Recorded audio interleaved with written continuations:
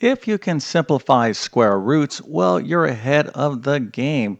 But how about cube roots, like this problem right here, the cube root of 80? So that's where most people may freeze up, but I'm going to show you exactly how to find the cube root of 80 without a calculator. And if you know the answer, put that into the comment section, but let's go ahead and see exactly how to solve this right now. So before I go over the solution to the cube root of 80, let's make sure you understand square roots and simple cube roots. So we'll start over here with the square root of 16. So what is the square root of 16? Well, the answer is 4, because the square root is essentially asking us what number times itself gets back to this number underneath the square root. Of course, the answer is 4 because 4 times 4 is 16.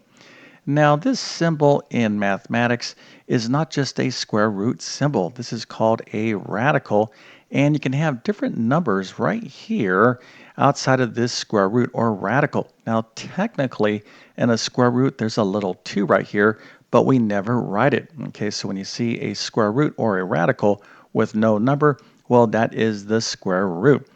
But if you have a little number like 3, well, this is the cube root. So what do you think this is saying? Now, if we had a 2 right here, we're looking for what? We're looking for a number that is multiplied by itself, i.e. 2 numbers, to get back to this number, the number underneath the square root. So the cube root of 27 is what? Well, the correct answer is 3. And this time we're looking for a number such that when we multiply it by itself 3 times, we get back to this number. Of course, the answer is 3 because 3 times 3 times 3 is 27. Okay, so if you understand basic square roots and cube roots, well, that is a good start in order to solve this problem. But there's another way that we can look at square roots and cube roots, and this is using something called rational exponents. And this is a very, very important concept and one that you learn in most algebra courses. At least first year algebra courses, you should be introduced to this concept. So here is what a rational exponent is. So remember, we have a little 2 right here with square roots. So the square root of 16 is the same thing as 16 to the 1/2 power. So this 2 becomes the denominator, and we're always going to have 1 as the numerator. Now, if you go into your calculator and go 16 to the 1/2 power, now if you're not sure how to use exponents or how to bring up an exponent in your calculator, you want to look for a button like that or some button like this. Okay, so you're going to type in the base. Here, this is 16, and then you'll type in one of these buttons and then type in 1/2. You want to put that 1/2 in parentheses. You'll see the answer is 4. Okay, so 16 to the 1/2 power is the same thing as the square root of 16. Now, likewise, the cube root of 27 we can write as 27 to the 1/3 power. Okay, so of course, 27 to the 1/3 power will also be 3. And these exponents are rational numbers, okay? Essentially, that means fractions, okay? Fractions that we can construct using integers. Okay, so there is another additional detail here that we have to understand to solve this problem, and that is we can look for opportunities to express the base of a power as a power itself. So in other words, we can think of 16 as 4 squared and 27 as 3 cubed. And this is going to come in really handy when we're simplifying radical expressions without a calculator. So 4 squared to the 1/2 is the same thing as 16 to the 1/2 power. Now, of course, we know that 16 to the 1/2 power is the square root of 16, or 4, but we can find the answer here as well using this format. So 4 squared to the 1/2 power is equal to 4, because when you have an outside exponent to an inside exponent, or a power to another power, what you can do is simply multiply the exponents. Okay, so 2 times 1/2, of course, is 1, so our answer here is 4 to the 1st power.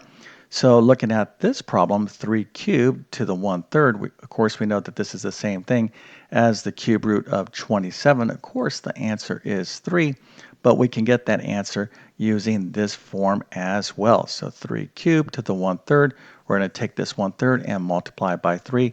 So that is 1. So the answer is 3 to the first, or 3. Okay, so now that you understand rational exponents and how to use not only rational exponents, but how to think about powers in terms of rewriting a base in another power, this is going to help us solve our problem, the cube root of 80. Are you struggling in math because of confusing lessons? Maybe the teacher's not showing you all the steps you need, or things are happening too fast. Well, there is a better way. So come on over to my math help program at tcmathacademy.com. There you'll find clear step-by-step instruction by me that will definitely make a huge difference in your math success. So make sure to check out all my courses by following the links in the description. So another thing that we need to understand about square roots and radicals is how to simplify them using a particular property. And this is very, very important. So let's take a look at this simple example, the square root of 20. So we can write the square root of 20, or think of the square root of 20 as the square root of 2 times 10, right? Because 2 times 10 is 20. Or we could think of the square root of 20 as the square root of 4 times 5. Now, thinking of square roots in this way is extremely beneficial. And what we're looking for here is a particular type of factor. So here, 2 and 10 are factors of 20. 4 and 5 are also factors of 20. And what we're looking for here is something called perfect square factors. Perfect square factors. Now, perfect square factors are these type of numbers: 4, 9, 16, 25, 36, 49, etc.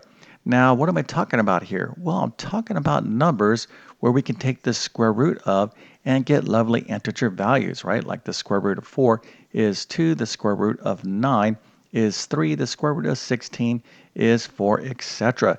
So these numbers here, 4, 9, 16, 25, 36, 49, etc., are perfect square factors, right? These are numbers that we want to be on the lookout in terms of factors. So here we have the square root of 20. I have 2 and 10. Well, these are not perfect square factors. But over here, the square root of 20, I have 4 and 5. Well, 4 is a perfect square factor. So we want to think of the problem this way. Okay, and I'm going to show you why right now.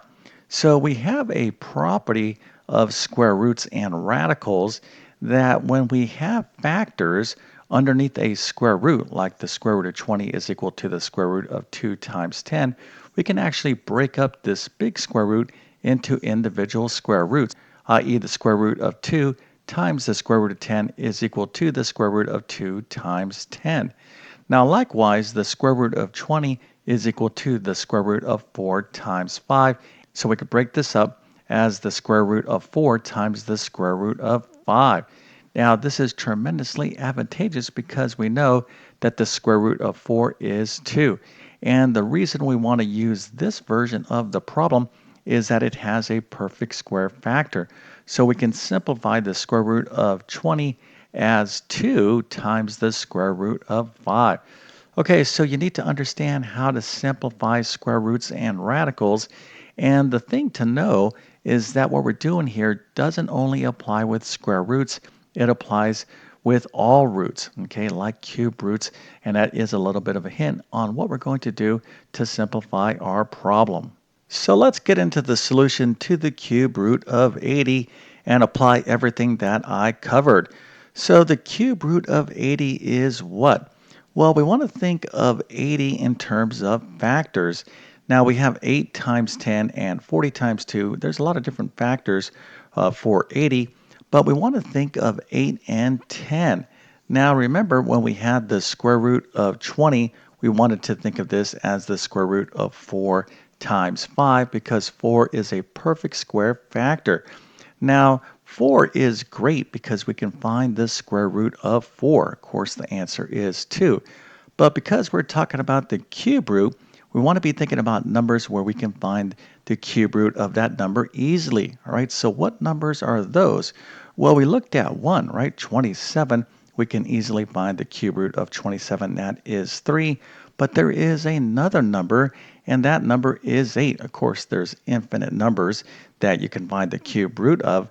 But the cube root of 8 is what? Well, the answer is 2, because 2 times 2 times 2 is 8. So what we want to do here is look for numbers that we can easily find the cube root of. So you can see here that 8 is one of them. So if we can think of 80 in terms of one of these numbers like 8 or 27 and express 80 in terms of a factor that involves one of these numbers, well, we're going to be able to easily solve this problem. Okay, so 80 is the same thing as 8 times 10. And now let's go ahead and take the next step and think of the cube root of 80 as what? Well, we can think of 8 as 2 cubed, okay? Now that could help us out if we want to think of this problem using rational exponents, but let's stick with the radical form of this problem and continue on. So the cube root of 80 is the same thing as the cube root of 8 times 10. Now that property that allowed us to break up the square root of 20 in terms of its factors, right? So we have the square root of 4 times 5, and we could pull apart this one big square root like this, the square root of 4 times the square root of 5. Well, this applies to cube roots as well. So the cube root of 80 is the cube root of 8 times 10, and now we can pull apart these cube roots. So the cube root of 80, or the cube root of 8 times 10, is equal to the cube root of 8 times the cube root of 10. Okay, so now we are almost done because the cube root of 8 is what? Well, it is 2. So our final answer is 2 times the cube root of 10. Now right here, you could use rational exponents. Matter of fact, you could use rational exponents for the entire problem. So for example, you could say, well, 8 is the same thing as 2 cubed, and we're finding the cube root of 2 cubed. And then, of course, we're going to multiply this 1/3 times 3. That is 2 to the first, or 2.